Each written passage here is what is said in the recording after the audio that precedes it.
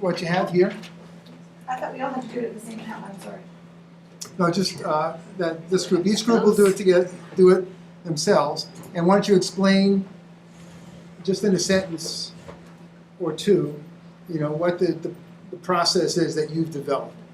All right, so we thought first that you'd go and you'd assess the needs. You'd look at kind of data and see Come up what to the needs. front. Speak to the class. They're all your friends.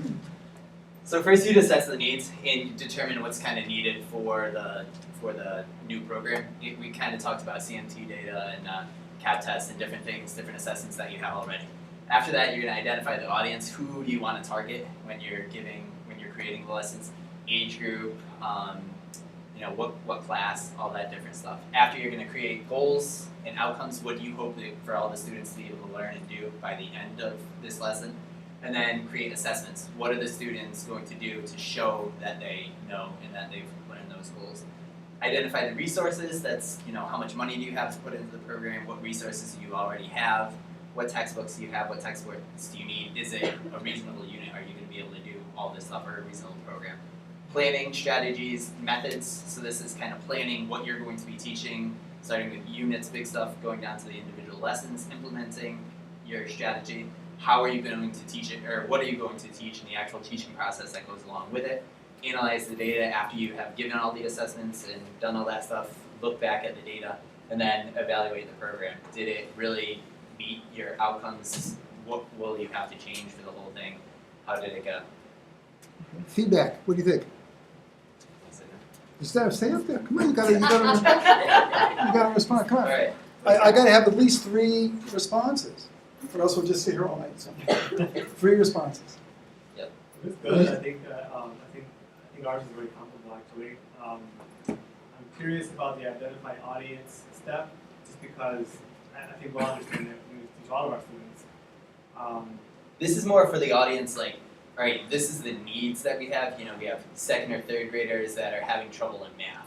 So the identifying the needs and then identifying the audience, assessing needs and identifying an audience, they're almost the same. It's not saying, oh, we're only going to teach the really high kids and the low kids. Really? It's more grade level based or like whole group based.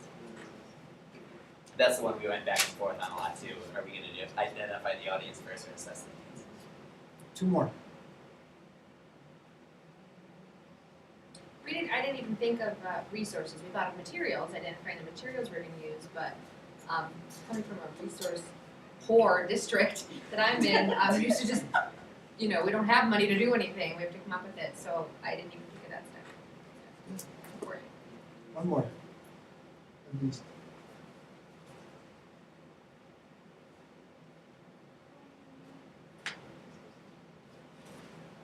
I'll agree, like Julio said, that's very similar to what we came up with. It's a very similar timeline. So, yeah. Good. Thank you. Next group, leave this up here. Next group, put yours next to it, a different color. And have you used the smartboard before? No. Yes or no? No. No. Okay, so basically, you're all going to use the smartboard. You're going to learn to use the smartboard. The color is in the light. It's not in here. The color's in the light. And when you write, you got to make sure your hand doesn't go on the board, or else it'll kind of mess it up. So you kind of just got to write it like straight. Okay? This is a lot for my first Mitchell. Listen, graduate student. You can eat spiders. You're a graduate student. Oh. Okay, it doesn't matter. You got to keep it. Just keep going. Don't Just stop. keep going. Don't stop. If we can't read it, Oh my you don't interpret it. gosh! Keep going. Just write normally, don't Keep even look going. at it. That's Yeah. what I did. And it works much better. Keep going.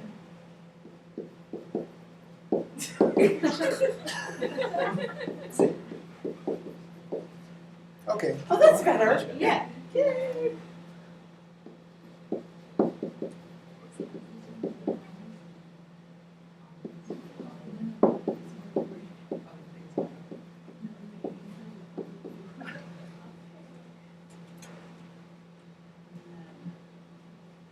We've kind of won under.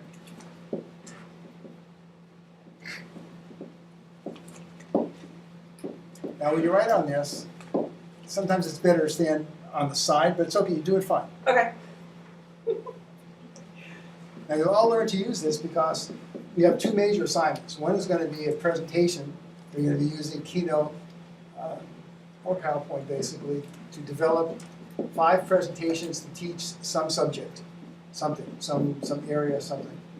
I'll go into that in more detail. And there are certain ways that you develop presentations that you've probably seen a couple of bad ones in your lifetime, right? A couple of bad presentations, maybe 1 or 2. But we're going to try and systematize that and make it better. And then the second project is going to be using a smartboard. You're going to develop a unit using the smartboard and the tools of the smartboard and learn how to do that. So a lot of folks that come through our program end up getting smartboards in their schools or advocating for them because they know what they do. Am I getting this right, guys? You have to put it over so they can see.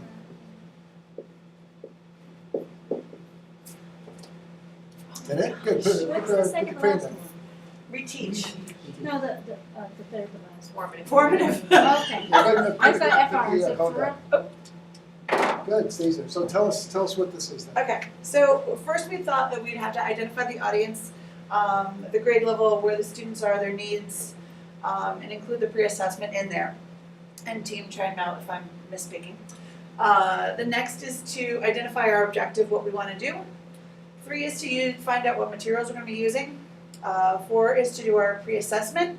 Kind of a 4A is to create this summative assessment and then determine what activities and actual lessons we're going to be using. Allow students to do the individual work or practice, do the formative assessment, reteach if necessary, and then do the evaluation.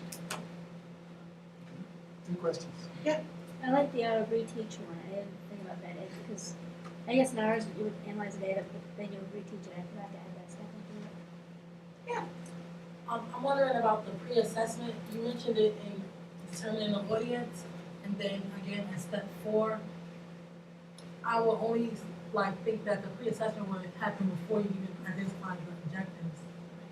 The way we sort of determined it was first of all, before we were going to develop this reading program, we would identify the audience. And was it going to be an 11th grade reading program, a kindergarten reading program? So that was sort of just identifying the grade level, that was our audience, and then identifying whatever the objective or goal was going to be of the program, and then the materials we would use, and then we were going to do the pre-assessment so that we could see where that audience was. Yeah. And then once we've done that, we would create the summative assessment to know where we needed to get them to go. So that really the pre-assessment wasn't up in the audience; it was sort of down.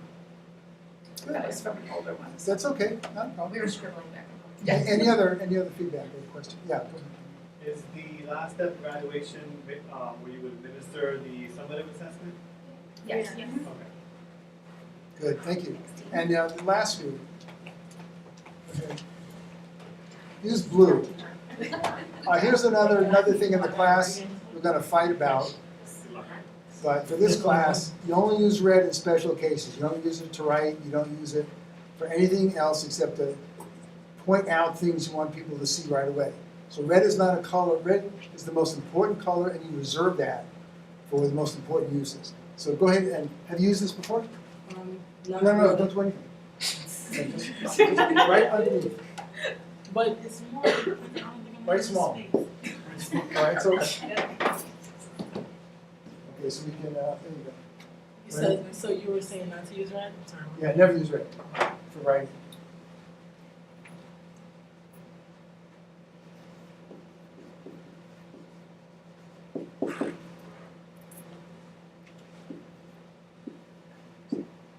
You can use initials. I can't write small. You can use initials, like Okay. DG, or something like that. Remember, don't get stuck. Whatever it is, you can do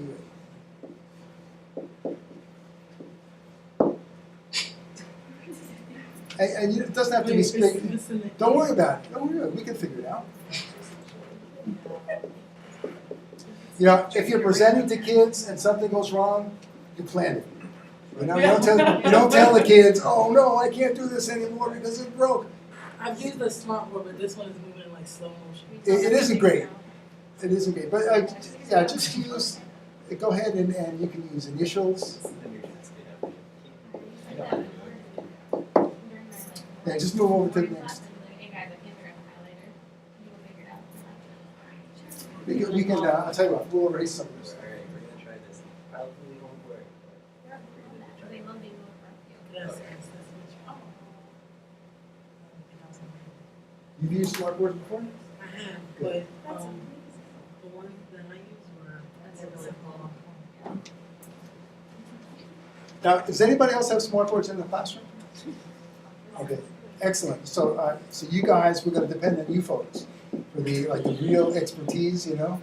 Do you use it all the time in teaching when you teach science? I don't provide on the board, I use it more to project, PowerPoint. Okay, good. Well, you're gonna have a chance to do the other way. And how about you? I did use it when I was teaching a lot. Now, as a technology person, it's good for you to know how to do this because you can show other folks. Anything you learn in this class one night, you should be able to go out the next day and show people how to do it. You know, stay ahead of folks. This is an educational technology leadership program. It's not necessarily just educational technology. We expect you to graduate with a degree that gives you the confidence and the skills to be educational technology leaders. Show people what to do, to people who come to you because they can't solve a problem. And if you can't solve it, you tell them, well, we'll find the answer somehow. Okay, so tell us what goes on. Okay, so first we decided that we needed to determine a goal or an outcome, whatever we wanted to accomplish by the end of the program.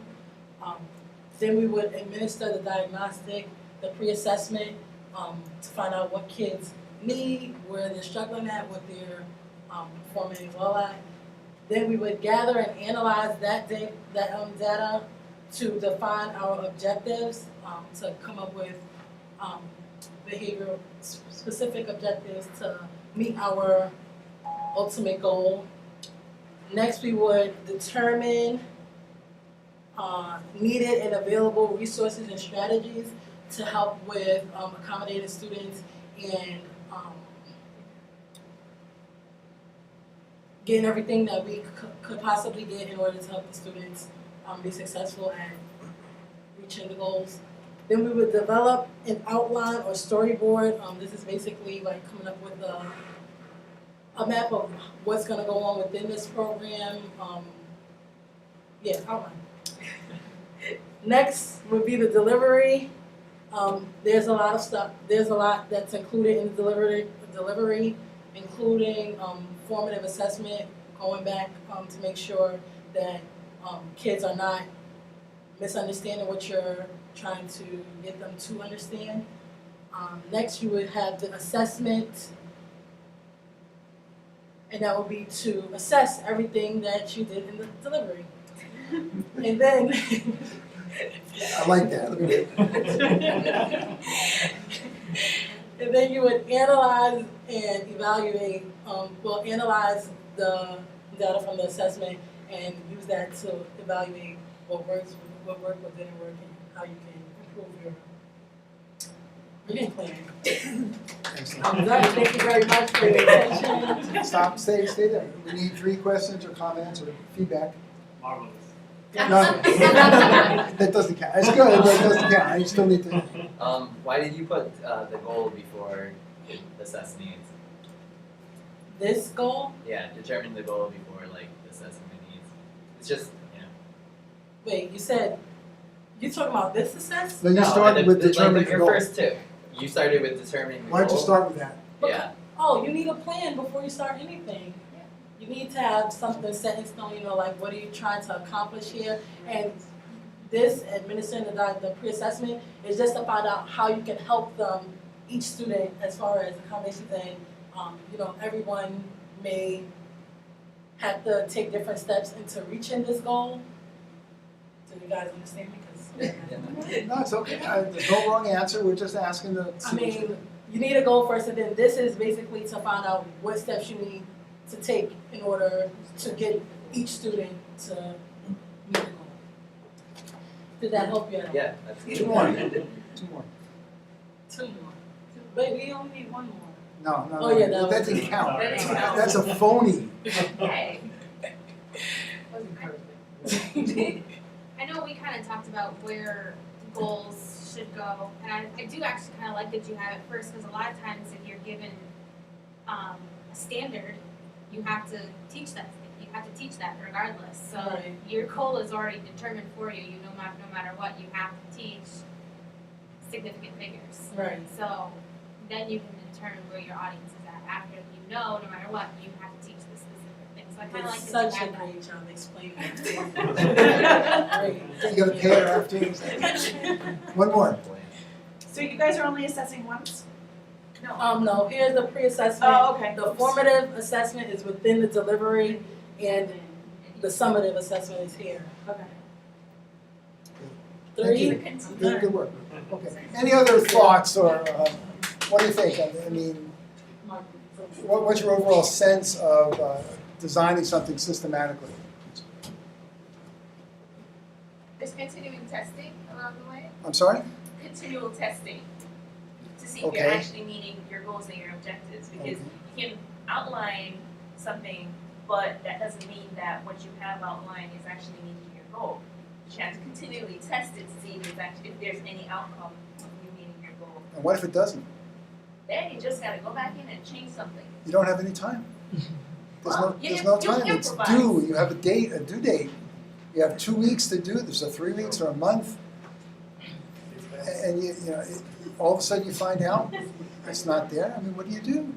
But I think you're more likely to be able to produce something if you're constantly assessing, if you're having that constant checkup, even if it's just walking around and seeing that the kids are doing what you actually expect them to be doing, rather than having one assessment at the end and then it's like, oh wow, I accomplished nothing with 8 weeks of instruction. Now, if you go for 4 weeks and you've done something and it doesn't work, are you willing to scrap all the stuff you've done and kind of go back? You have to. You have to. Okay. You have to. Right. Good. Other thoughts? Other thoughts about the process or what you discovered as you were doing this? Yeah. A couple things. We write assessment into certain steps, but I think really it's ongoing all the time. You're constantly assessing on a moment-to-moment basis. I also think that thinking about resources is very tricky because you can want something and you can think this is going to work so well. I have this one program or this one tool, but then if you don't have it, then you kind of have to figure out a way to work around it.